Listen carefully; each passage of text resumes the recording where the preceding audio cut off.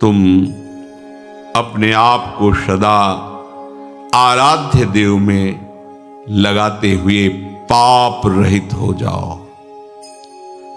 आराध्य देव में तो लगने की चेष्टा करते हैं, पर दूसरा शब्द जो है पाप रहित हो जाओ, उसमें हम ध्यान नहीं देते। पूज्य श्री राधा बाबा, आप तभी समझना कि आप आराध्य देव के भजन में प्रवेश पा गए हैं जब स्वप्न में भी आपको काम विकार न सताए।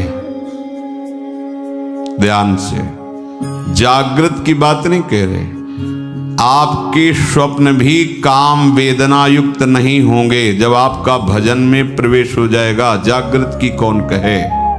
दूसरा, स्वप्न में भी कोई कितना सताए तो उस पर स्वप्न में भी क्रोध नहीं आएगा। तीसरा, बड़े से बड़ा प्रलोभन प्राप्त होने पर स्वप्न में भी तुम्हारा वैराग्य सुरक्षित रहेगा। स्वप्न में भी तुम किसी लोभ प्रवृत्ति से डिगोगे नहीं, तब जानना कि भजन में प्रवेश हुआ है। एक बार पूज्य श्री उड़िया बाबा जी ने स्वप्न देखा। एक दरवाजे पे गए, भिक्षाम दे, बहुत सुंदर नवयुवती स्वर्ण आभूषणों से अलंकृत स्वर्ण की थाल लिए और उसमें बड़े रत्न आदि।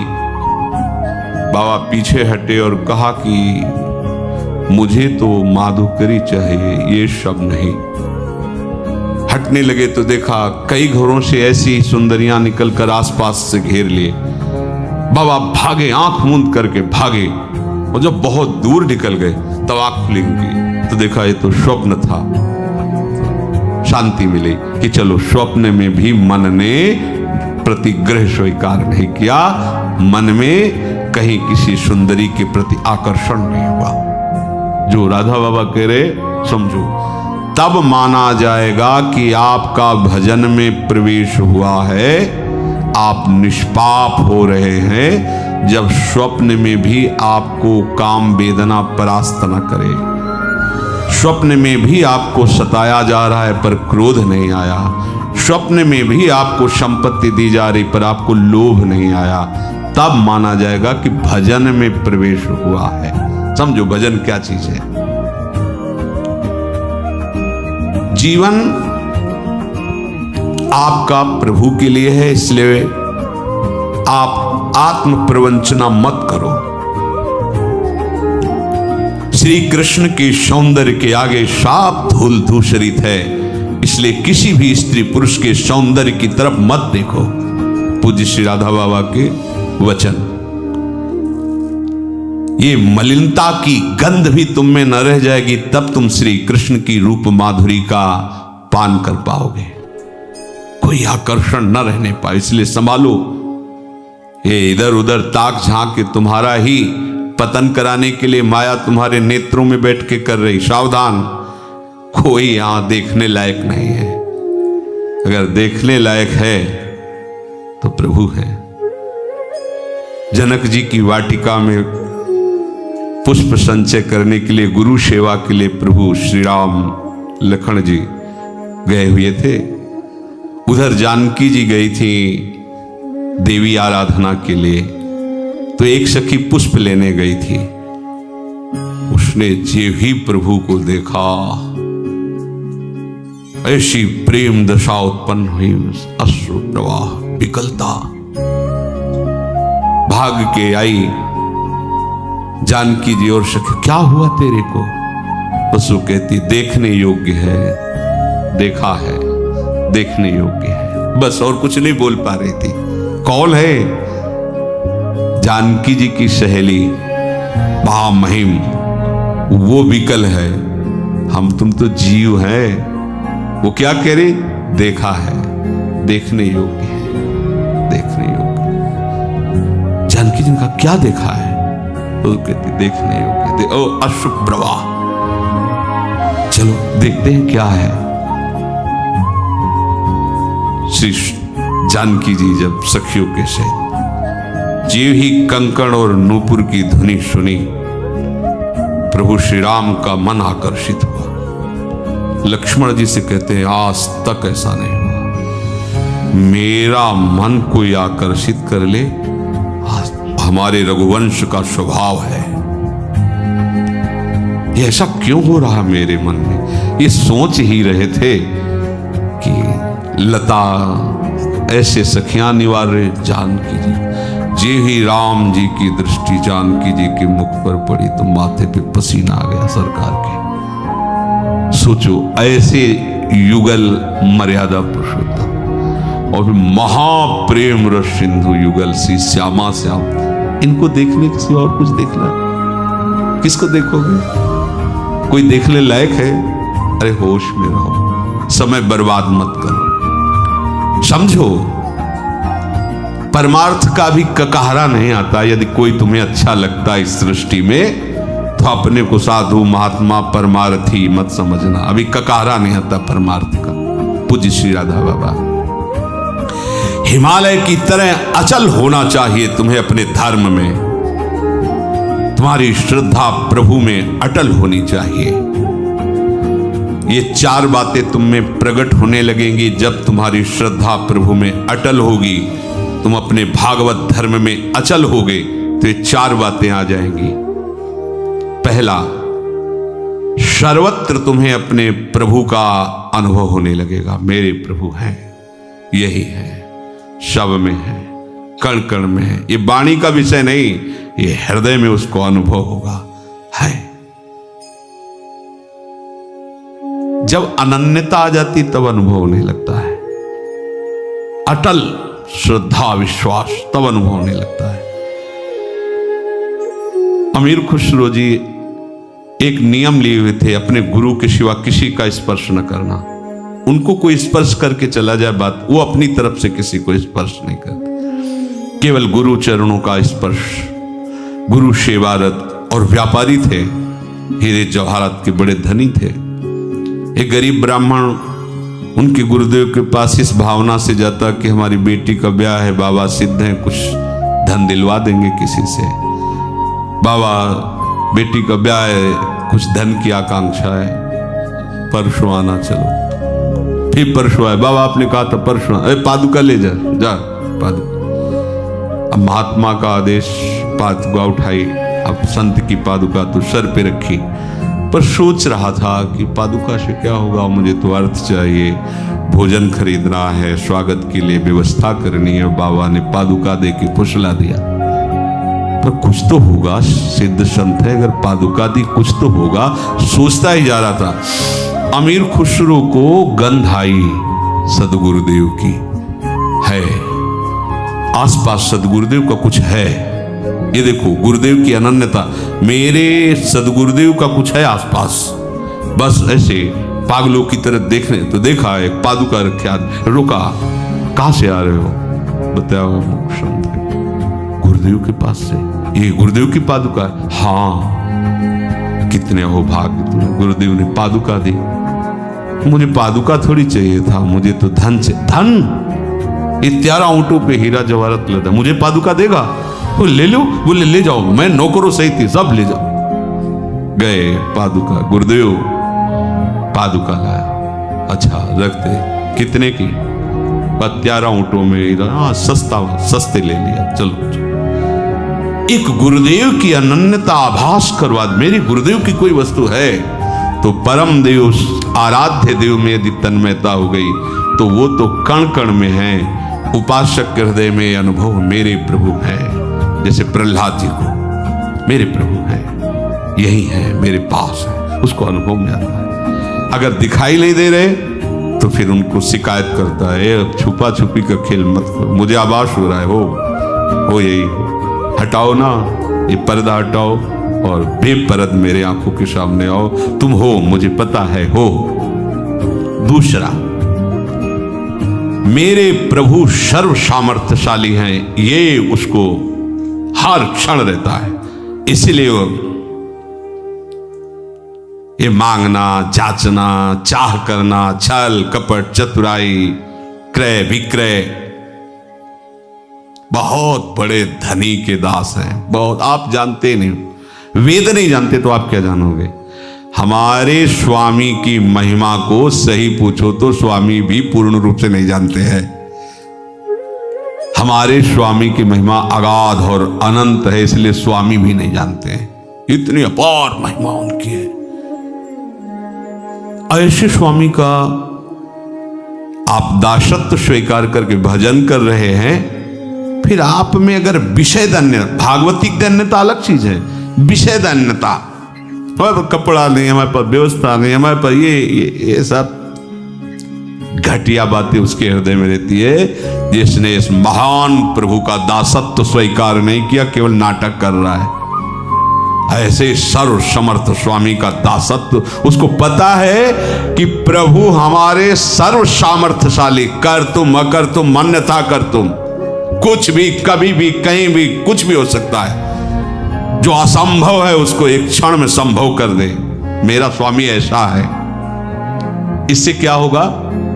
अन्य भरोसा, अन्य आशा, अन्य बल एक सेकंड में खत्म, क्योंकि जान गया ना सर्व सामर्थ्यशाली मेरा प्रीतम है, उसके गर्भ में वो घूमता रहता है। उसी बाहरी आश्रय, भरोसा, आशा, ये छल कपट का जाल, ये कैसे अर्थावे, कैसी व्यवस्था, ये सब आप अच्छे से समझो। जब एक उपासक अपनी सच्ची उपासना में लगता है तो देवराज इंद्र घबरा जाते हैं, त्रिभुवन थर्रा जाता है एक साधक की उपासना पे।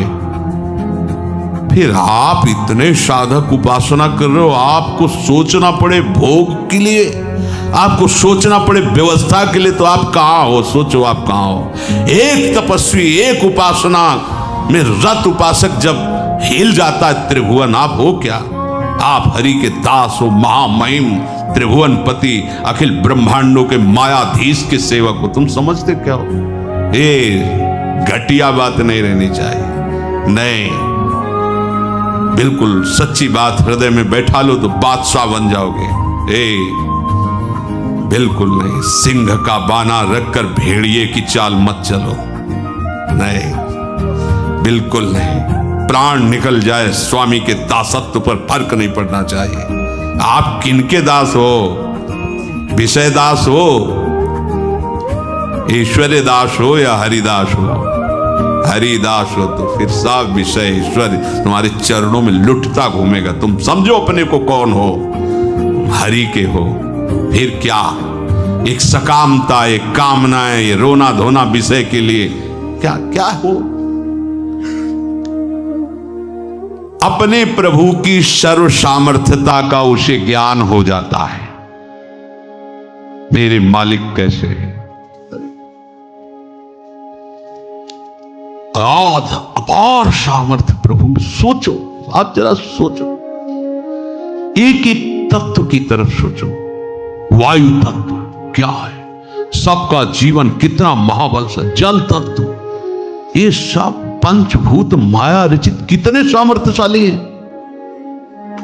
ऐसे ऐसे प्रभु की अनंत शक्तियां, उन प्रभु को आप अपने हृदय में सुमिरन कर रहे हो, अपना मानते हो उनको, और वो आपके हृदय की बात जानते हैं। फिर आपको अपनी बात दूसरे से कहने का मन कैसे हो जाता है? आपको दूसरे से चाह कैसे पैदा हो जाती है? आप दूसरे की तरफ देख कैसे लेते हैं? मतलब अभी गड़बड़ी है, अभी सच्चाई नहीं आई। अपने आराध्य देव की पर क्या ले हो सकता है? छोटी छोटी बातों में अनुभव ले लेते।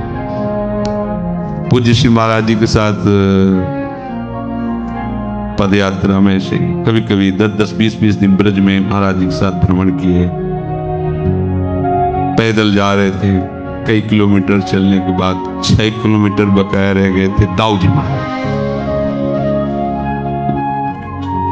शरीर बहुत वर्षों से इस रोग से पीड़ित, तो चला नहीं जाता, तो खड़े हो जाया जाए महाराज जी, कोई गाड़ी में बैठिए, 6 किलोमीटर भी चलते रहो, कोई गाड़ी मिल ही जाएगी, खड़े।